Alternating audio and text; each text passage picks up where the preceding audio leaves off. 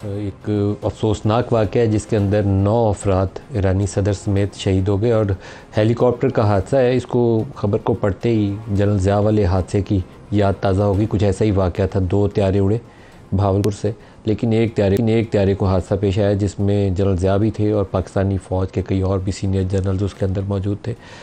सदर रईसी वाला वाक़या जो है उससे मिलता जुलता है। 3 हेलीकॉप्टर उड़ते हैं और एक को हादसा पेश आता है। मौसम की ख़राबी उसकी बुनियादी वजह करार दिया गया। ज़्यादा तहकीकात होंगी तो खुल के मामला सामने आ जाएगा कैसल वजूहात क्या थी, लेकिन एक ब्रदर दोस्त इस्लामी मुल्क अभी हाल ही में पाकिस्तान का दौरा करके गए तो एक अफसोसनाक खबर है। पाकिस्तान के अंदर के मामलात की तरफ आ जाएँ तो पाकिस्तान में सबसे ज़्यादा जो इशू आजकल हॉटली डिस्कस हो रहा है, डिबेट हो रहा है, वो है जुडिशरी और इस्टेब्लिशमेंट के बाहमी ताल्लुकात। मैं बारहा कह चुका हूँ कि पाकिस्तान में बहुत सारे गैर आइनी गैर कानूनी कामों में माजी के अंदर जजेस और जनरल्स का जो गठजोड़ था वो बड़ा कलीदी किरदार अदा करता रहा, लेकिन इस दफ़ा कुछ ऐसी सूरत हाल है कि बज़ाहिर तासुर ही हमें मिल रहा है कि जो हाई कोर्ट्स और सुप्रीम कोर्ट के जजेस हैं वो इंडिपेंडेंट एक पोजीशन लेने की कोशिश कर रहे हैं बेशुमार मामलात के अंदर, जो अच्छी बात है, बुरी बात नहीं है। लेकिन टकराव हो तो वो रियासत का मफाद उसमें सर्व नहीं होता। टकराव नहीं होना चाहिए, इंडिपेंडेंट पोजीशन लेनी चाहिए और अपने अपने इदारे का काम करना चाहिए। इस्टेब्लिशमेंट को डट के अपना काम करना चाहिए और जुडिशरी को डट के ज़ोर शोर के साथ डंके की चोट पे अपना काम करना चाहिए। दोनों जब एक दूसरे की लाइन क्रॉस करें या एग्जेक्टिव के मामलात के अंदर मुदाखलत शुरू करें तो ये वो स्टेज होती है जब गवर्नेंस आपकी कोलैप्स होना शुरू हो जाती है। इसलिए पाकिस्तान में 75 सालों के अंदर हम बेशुमार मसाइल देखते हैं। कोई अगवा बराए तावान का केस हो या मिसिंग पर्सन का केस हो या आपको पुअर गवर्नेंस फेडरल लेवल के ऊपर नज़र आती है तो किसी को ये तय नहीं कर पाता उसका रुख मुतय्यन किसने किया।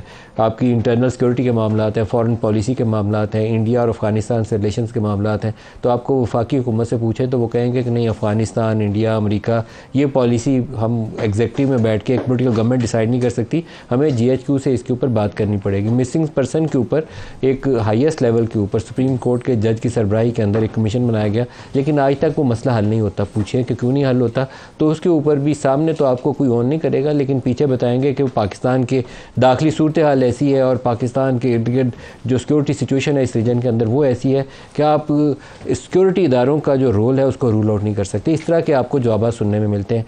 मैं बेशुमार दफ़ा हमें जब बैकग्राउंड ब्रीफिंग्स होती हैं तो मैं सबको कहता हूँ, जिसमें यूनिफॉर्म के अंदर जो मौजूद अफसर हैं उनको भी कह चुका हूँ कि जो पाकिस्तानी शहरी है उसको आप किसी भी जुर्म में पकड़ के सज़ा दे सकते हैं, लेकिन उसे मिसिंग नहीं होना चाहिए, उसे अकाउंट फॉर होना चाहिए। एवरी सिंगल पर्सन, चाहे वो कोई दहशत गर्दी के वाक़े में जिसको आपको जेट बुलाया कर सज़ाए मौत देनी है, वो भी मिसिंग नहीं होना चाहिए। तो एक शायर फरहाद जिसके ऊपर ये सारा मामला आजकल इस्लामाबाद हाई कोर्ट के सामने है, आज उसके ऊपर इस्लामाबाद हाई कोर्ट से मोहसिन अख्तर कियानी साहब ने, जस्टिस मोहसिन अख्तर कियानी ने बड़ी पावरफुल पोजीशन ली, लेकिन पावरफुल पोजीशन तमाम मिसिंग पर्सनस के ऊपर लेनी चाहिए और उसूली मौक़िफ़ तो ये होना चाहिए कि कोई पाकिस्तानी सरज़मीन से मिसिंग हो ही ना।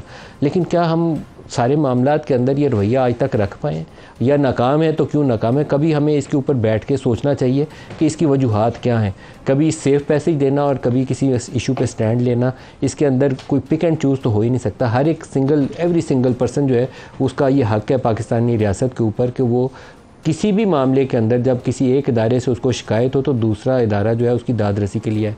एग्जेक्टिव इस मामले में आम तौर पर हाथ उठा देती है। आज भी हमने लॉ मिनिस्टर को देखा कि वो वज़ाहती बयानात देने आ गए कि ये टकराव वाली कैफियत या इस्लामाबाद हाई कोर्ट से ऐसे बयानात सुनने में नहीं नज़र आने चाहिए, नहीं आने चाहिए। मैं तो ख़ुद कह रहा हूँ कि टकराव से पाकिस्तानी मफादात मुतासर होते हैं। पाकिस्तानी रियासत का मफाद ये है कि तमाम इदारे मिल के यकसुई के साथ एक ही रिज़ल्ट हासिल करने की कोशिश करें, और वो ये है कि अपने लोगों को और अपनी रियासत को किस तरीके से बेस्ट पॉसिबल मैनर में सर्व करना है।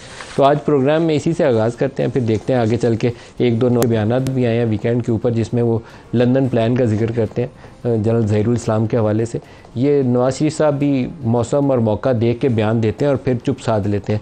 पाकिस्तान आने से पहले लंदन में उन्होंने एक बयानिया पैदा करने की कोशिश की थी, लेकिन वो बयानिया वो खुद ही एक ही बयान के बाद खड़ा रखने में नाकाम हो गए। वो बयानिया ये था कि जनरल फैज़ और जनरल बाजवा का नाम लेकर बताना है कि इनकी वजह से उनकी हुकूमत गई और पाकिस्तान की जो सिविल गवर्नमेंट है उसके अंदर जो फ़ौजी इदारों की मुदाखलत है कितनी पाकिस्तान का उससे नुकसान हुआ है। लेकिन उनका इस बयान से फ़ौरी बाद शहबाज शरीफ साहब को जहाज़ पर चढ़ा के लंदन भेजा गया और नवाज़ शरीफ साहब ने आज तक दोबारा उस बयानिए को दोहराया नहीं। तो ज़हीरुल इस्लाम वाला बयान दे के भी पता नहीं उस पर कायम रहेंगे या नहीं दोहराएंगे दोबारा। इसको प्रोग्राम में आगे चल के डिस्कस करते हैं। जो शुक्र है आज प्रोग्राम में हमारे साथ ज़िया हैं पाकिस्तान तहरीक इंसाफ से और बिलाल अज़हर कियानी साहब हैं PMLN से। दोनों को खुशामदीद कहता हूँ। ज़ैन साहब, जो जुडिशरी से बाज़ फ़ैसले पीटीआई को बाज़ केसेस के अंदर रिलीफ मिलना शुरू हुआ है 1 साल के बाद, मिलना चाहिए। बाज़ बेहुदा किस्म के सज़ा के फ़ैसले थे लोअर कोर्ट से, आई होप कि वो हाई कोर्ट्स और सुप्रीम कोर्ट से वो भी उड़ जाएंगे।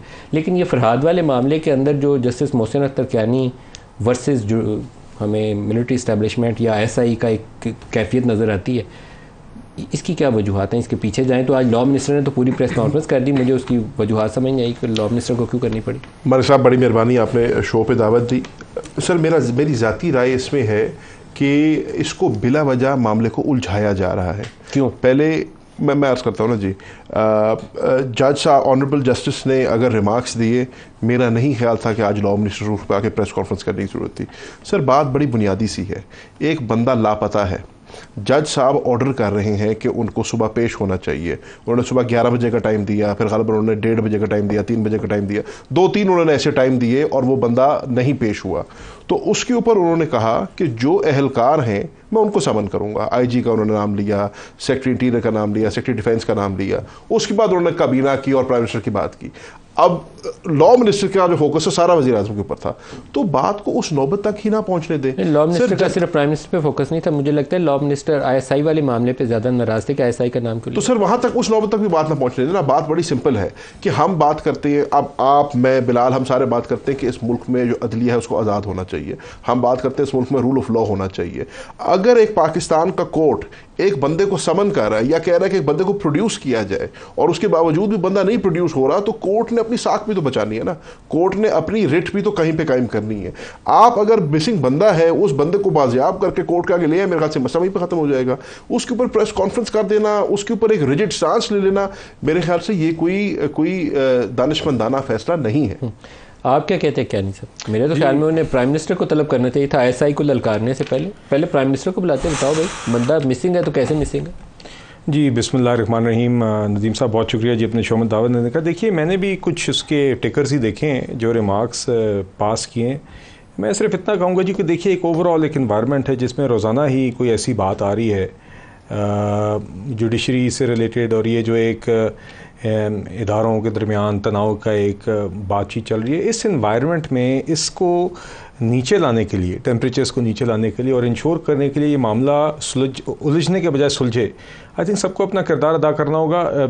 मैं ये ज़रूर समझता हूँ। और बाद में आज़म तारड़ साहब की प्रेस कॉन्फ्रेंस आई थिंक बुनियादी तौर पे थी रिगार्डिंग जो नए सोशल मीडिया से रिलेटेड लॉज बन रहे हैं, और उसकी एक कमेटी का ऐलान था जो जिसके कन्वीनर राना सनाउल्लाह साहब है, और उसमें दीगर इत्तेहादी जमातों के को भी शुरा होंगे।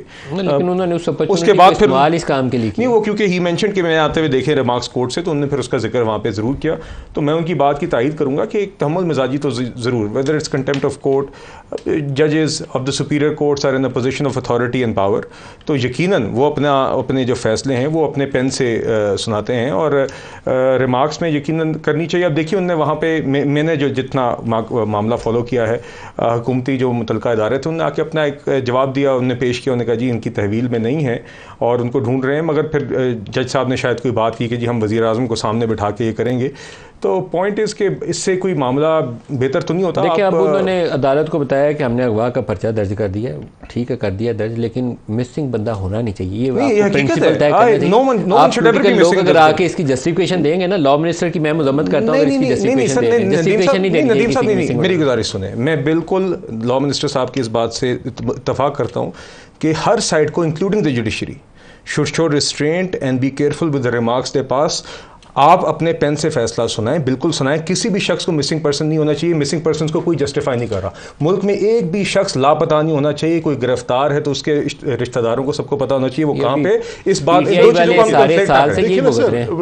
इजाजुल हक साहब हमारे साथ एक छोटा सा बीपर कर लें। इजाजुल हक साहब बहुत शुक्रिया आप हमारे साथ शामिल हो रहे हैं।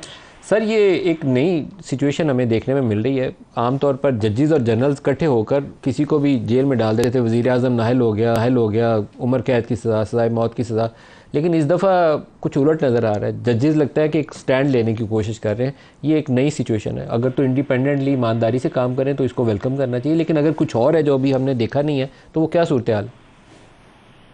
देखें ये एक सवाल बड़ा मुश्किल है, और ये कुछ पिछले दिनों से ये ट्रेंड जो है वो चेंज हो रहा है जब से ये जजेस के खत सामने आए। और ये बात सही कही जा रही थी कि जजेस speak through their judgments and they don't speak through their remarks और एक्शंस।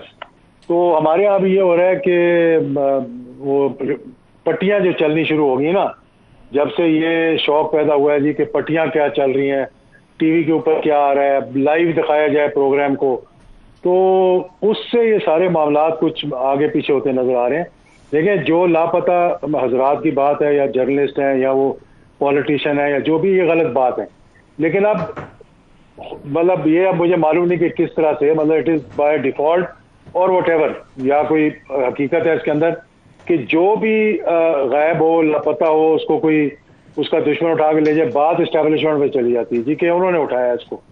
और लेकिन इजाज़ुल हक साहब, अभी माजी करीब में ही पाकिस्तान तहरीक इंसाफ के इनके जो फॉर्मर MNAs थे, मिनिस्टर्स थे, वो कैसे मिसिंग हुए और कहाँ कहाँ